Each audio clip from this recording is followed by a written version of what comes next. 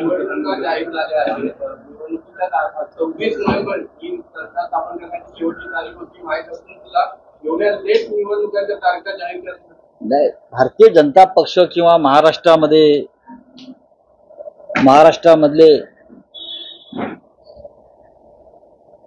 जे सत्ताधारी आहेत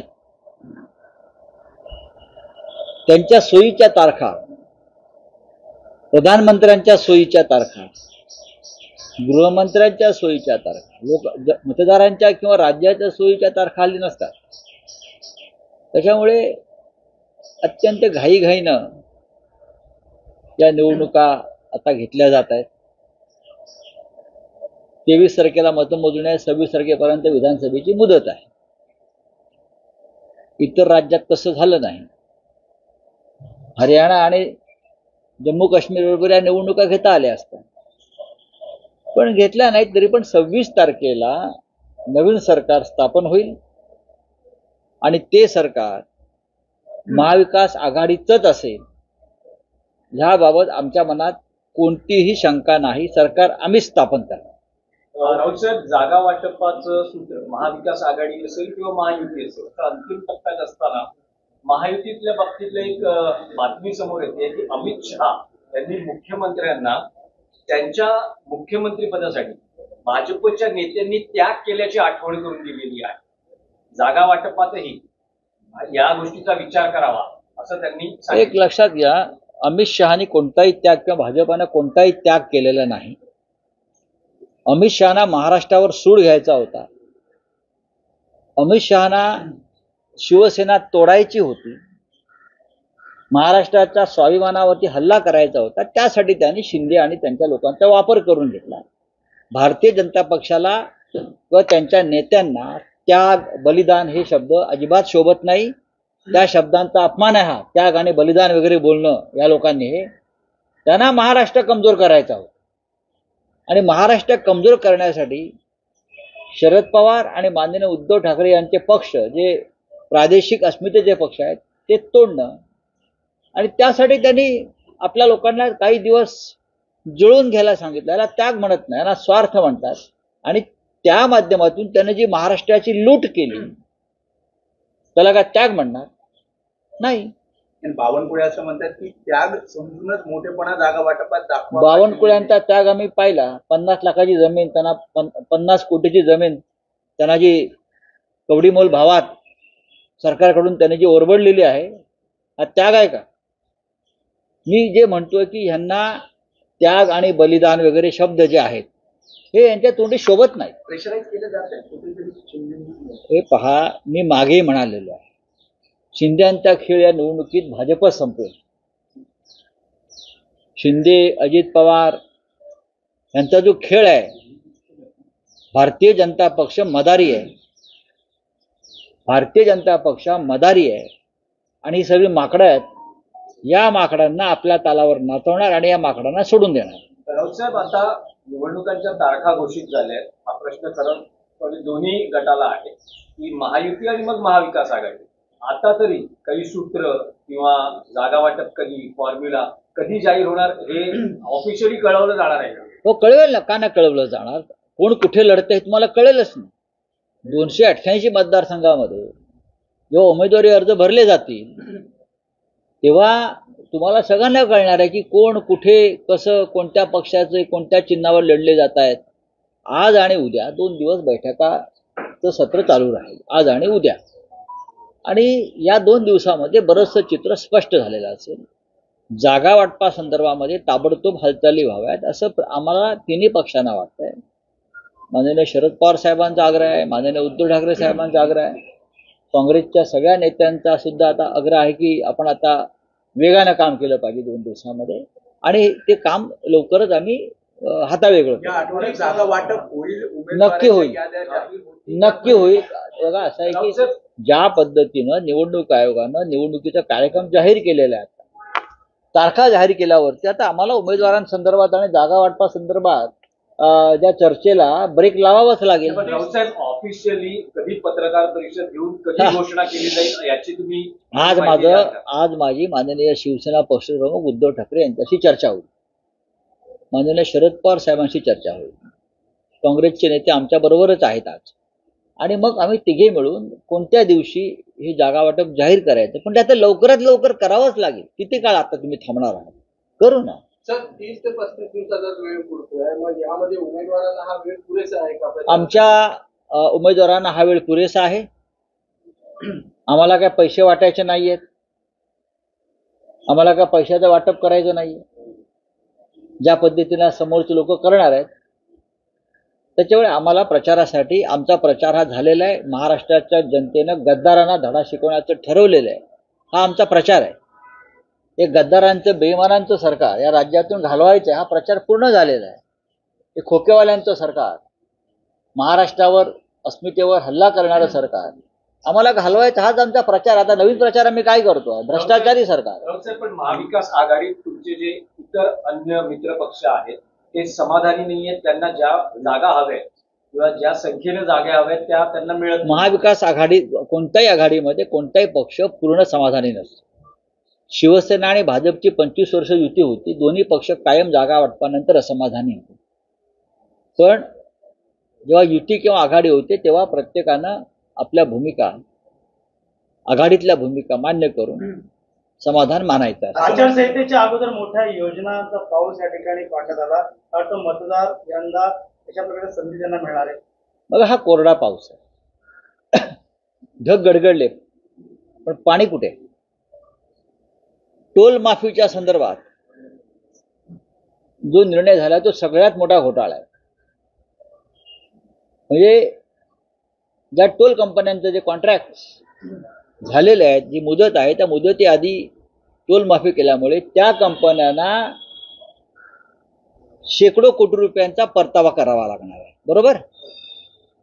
त्यातले 50% हे मिंधे, भाजपा आणि राष्ट्रवादी अजित पवारांची यांच्या वाट्याला जाणार आहेत निवडणुकीसाठी.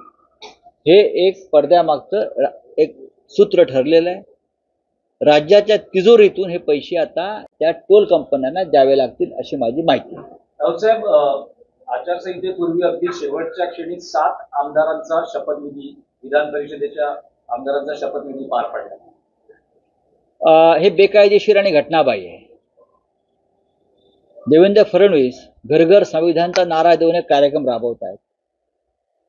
पण त्यांच्या सरकारनं हायकोर्टामध्ये, सुप्रीम कोर्टामध्ये याचिका असताना या संदर्भात घाईघाईनं आचारसंहिता जाहीर व्हायच्या 5 तास आधी जो निर्णय घेतला 7 आमदारांना शपथ देण्याचा, तो घटनाबाह्य आहे. मुळात पहिली यादी राजभवनामध्ये प्रलंबित आहे, ठाकरे सरकारने पाठवलेली, आणि दुसरी यादी तुम्ही घाईघाईनं पाठवता. ज्या कारणासाठी तुम्ही आमची यादी थांबवली, प्रत्येक जो सदस्य होता, जे नावं होती त्याची चौकशी करण्यात आली, त्याच्यावरती काय खटले आहेत, काय नाहीत, अमुक आहे का, तमुक आहे का, आधीच्या राज्यपालांनी केलं. मग ह्या 7 आमदारांच्या संदर्भात त्या शपथ दिली, त्यांच्या संदर्भात राज्यपालांनी कोणती विशेष माहिती घेतली? हे सगळे राजकीय कार्यकर्तेच आहेत, धर्मगुरू आहेत ना. त्यातले एक सदस्य जे आहेत इद्रिस नायकवाड, त्यांचा इतिहास काय आहे? त्यांनी वंदे मातरमला विरोध केलेला आहे. त्यांनी सांगली महानगरपालिकेमध्ये वंदे मातरमला विरोध केलेल्या या व्यक्तीस तुम्ही राज्यपाल नियुक्त आमदार करता. कुठे गेले तुमचा तो हिंदूंचा गब्बर? तो हिंदूंचा गब्बर कुठे आहे? जो मी हिंदू का गब्बर ढब्बर.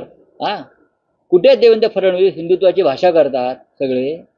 वंदे मातरमला विरोध करणाऱ्या एका व्यक्तीला तुम्ही राज्यपाल नियुक्त आमदार करता आणि त्याच्या मांडीला मांडी लावून बसता. धंपक लोक. याच माणसानं एका हिंदुत्ववादी संघटनेच्या कार्यालयावरती हल्ला केला होता या नायकवाडींनी. तपासा पोलीस रेकॉर्ड. आणि तुम्ही राज्यपाल नियुक्त आमदारांच्या यादीत त्यांचं नाव हे देवेंद्र फडणवीस वगैरे पाठवतात. हिंदुत्ववादी स्वतःला म्हणवणारे वंदे मातरमला विरोध करणाऱ्यांना तुम्ही आमदार केलं. काय तुमची नियत आणि नीती आहे मला सांगा. असे हे लोक तुम्ही राज्यपाल नियुक्त आमदार करता. अजून सुद्धा जे 6 आहेत त्यांच्या सुद्धा कुंडल्या आम्ही काढू शकतो. पण वंदे मातरमला विरोध करणाऱ्या एका व्यक्तीला तुम्ही आमदार केलेला आहे महाराष्ट्राला मला सांगायचं आहे. तुम्हाला हिंदुत्व आणि राष्ट्रभक्तीवरती आता पिपाण्या वाजवायची अधिकार नाही. जे आहेत ना टिळे लावून फिरतात ना हिंदुत्वावर बोलायला, वंदे मातरमच्या घोषणा देत, करा विरोध, करा मागणी त्याला मागे बोलवण्याची, तर तुम्ही खरे हिंदूंच्या अवलाद आहात. चला, थँक्यू. महत्वाचा प्रश्न आहे की या सरकारच्या कार्यकाळात आमदारांच्या अपात्रतेबाबतीत सर्वोच्च न्यायालयात निकाल होऊ शकला नाही. तो होणारही नव्हता. त्याचे कारण आहे की सर्वोच्च न्यायालयावरती कमालीचा दबाव, इतरही अनेक गोष्टी असू शकतात. निवडणुका जाहीर झाल्या तरी अपात्रतेच्या संदर्भात जर न्यायालय निर्णय घेणार नसेल तर न्यायालयानं घटनाबाह्य सरकारलाच आपलं समर्थन दिल्यासारखं दिसत आहे. सर्वोच्च न्यायालयामध्ये संविधानाचं रक्षण करण्याची जबाबदारी आहे. पण संविधान विरुद्ध एक सरकार सर्वोच्च न्यायालयाचे सरन्यायाधीश चालवू देतात आणि आम्हाला तारखांवर तारखा देतात. मला असं वाटतं या देशाच्या जनतेचा सर्वोच्च न्यायालयावरचा विश्वासही उडून गेलेला आहे. मी लवकरच त्या संदर्भात माहिती देईन. या सर्व काळामध्ये कोणत्या न्यायाधीशानं आणि त्याच्या कुटुंबानं लंडनमध्ये 300-400 कोटीची विला खरेदी केलेल्या आहेत आणि कोणाच्या पैशानं खरेदी केलेल्या आहेत आणि त्या बदल्यात महाराष्ट्र सरकार कसं वाचवण्यात आलं हे मी लवकरच जाहीर करेन. राऊत तुमचा गंभीर आरोप आहे हे जे न्यायमूर्ती आहेत हे माजी न्यायमूर्ती आहेत की पाहू ना. न्यायमूर्ती? नाही, मी पाहीन ना, मी त्याच्यावर चर्चा करेन आणि त्या बदल्यात ते सरकार कसं वाचवण्यात आलेलं आहे याची मी लवकरच माहिती देईन. हे सरकार वाचवलं याच्या मागे फार मोठं कारस्थान आणि षडयंत्र होतं. हे घटनाबाह्य सरकार होतं. हे वाचवण्यासाठी हजारो कोटी रुपये 2.5 वर्षामध्ये खर्च झालेले आहेत. दुर्दैवाने म्हणावं असं वाटतं की आमची न्याय यंत्रणा संविधानाचं रक्षण करण्यामध्ये अपुरं पडलेलं आहे. ईव्हीएम मशीन असणार का यंदा? ईव्हीएम मशीन सेफ असणार का यंदा? निवडणूक आयोगाचं त्यावर नियंत्रण बघा, निवडणूक आयोगाचं आणि ईव्हीएम मशीनचा जो नाता आहे ना त्या नात्यावरती न बोललेलं बरं. ईव्हीएम मशीन या विषयावरती आता देशाची जनतेचे कान ऐकून ऐकून पकलेले आहेत. हरियाणामध्ये अनेक प्रकरणं आता बाहेर आली ईव्हीएम मशीन संदर्भात. तरी आमचं निवडणूक आयोग म्हणत आहे की निवडणूक आयोग ईव्हीएम एकदम फुल प्रूफ आहेत.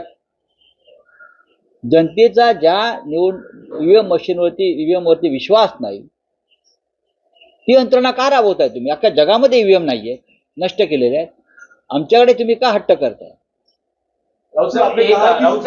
एक फक्त मराठीतला प्रश्न आहे की मध्यंतरी राज ठाकरेंनी घोषणा केली ना युती ना आघाडी, त्यांचा पक्ष स्वतंत्रपणे निवडणुका लढवतोय आणि त्यांचा पक्ष या निवडणुकीनंतर सत्तेतला पक्ष असेल. कोणाचा? राज ठाकरेंचा पक्ष. महाराष्ट्रात महाराष्ट्रात निवडणुकीची महाराष्ट्रात 288 जागा आहेत त्या महाराष्ट्रामध्ये आणि 145चं बहुमत लागतं. जर त्यांना बहुमत मिळणार असेल तर स्वागत आहे. किती जागा लढणार आहेत मला माहित नाही. माझ्या माहितीप्रमाणे शिंदे गट त्यांना 2च जागा देतो. 2च जागा देतो असं मी ऐकलं. मला माहित नाही. राजकारणामध्ये लोकशाही आहे, कोणालाही अधिकार आहे. आम्ही उद्या सांगू शकतो अमेरिकेत, म्हणजे आम्ही नेहमी सांगतो की भारतीय जनता पक्ष इतका आंतरराष्ट्रीय पक्ष मोठा आहे की अमेरिकेत पण ते सत्तेवर येऊ शकतात. आता अडाणीच्या माध्यमातून ते नायजेरिया, केनिया इथे सत्तेवर आलेलेच आहेत. पण तिकडल्या बऱ्याचशा प्रॉपर्टी अडाणीने मोदींच्या माध्यमातून घेतल्यात, त्याच्यामुळे तिकडे त्यांची सत्ता आहे. आपने कहा है कि सुप्रीम कोर्ट में जो लड़ाई रहेगी आपकी उम्मीद टूट गई, क्या वजह से? हमारी उम्मीद टूट गई. चुनाव का ऐलान हो गया महाराष्ट्र में. 3 साल से हम न्याय की गुहार सुप्रीम कोर्ट में लगा रहे हैं. तारीख पे तारीख सुप्रीम कोर्ट हमारे आखिरी आशा का किरण रहा कि इस राज्य में जो संविधान के खिलाफ एक सरकार बनी है, करप्शन और भ्रष्ट मार्ग से, आप उनको बचाने की कोशिश की. क्यों की भाई? देश के सरन्यायाधीश, मुख्य न्यायाधीश हो या सभी न्यायाधीश हो, हम हाथ जोड़ते रहे. हमारी पार्टी को जिस तरह से तोड़ा गया, बाला साहब ठाकरे जी की पार्टी एक ऐसे व्यक्ति के हाथ में दी जिसका कोई शिवसेना से संबंध नहीं है. शरद पवार साहब की पार्टी एक ऐसे व्यक्ति के हाथ में दी जिनका कोई संबंध नहीं है चिन्ह भी दे दिया, और आप 3 साल से हमको सिर्फ तारीख पे तारीख दे रहे हो। कौन सा न्याय है इस देश में? सर्वोच्च न्यायालय संविधान की रखवालदार है, चौकीदार है, लेकिन संविधान के बारे में न्याय करने में आप इतना विलंब करते हो, तो न्याय कैसे और कहाँ मिलेगा? ये जो सरकार बचाई है महाराष्ट्र की, उसके पीछे बहुत बड़ा खेल हो गया है, जल्दी सामने आ जाएगा। लोग बोलते हैं कि लंदन में कुछ लोगों ने बहुत प्रॉपर्टीज खरीदी है। इस मुकदमे के संदर्भ में जो लोग हैं, कुछ अभी देखूंगा, धीरे धीरे हम उस बारे में जानकारी दे देंगे आपको। कुछ लोगों ने 300 करोड़ की विलास खरीदे हैं। इलेक्शन कमीशन ने तारीख अनाउंस कर दी है विधानसभा चुनाव के पहले। महाविकास आघाड़ी में सीट शेयरिंग को लेकर क्या कुछ जो है महाराष्ट्र, देखिए सीट शेयरिंग की बात सिर्फ महाविकास आघाड़ी है, सामने भी 3-4 पार्टी एक साथ है ना, उनको भी सवाल पूछिए। हमारा काम लगभग पूरा हो चुका है, जल्दी हम आ जाएंगे सामने।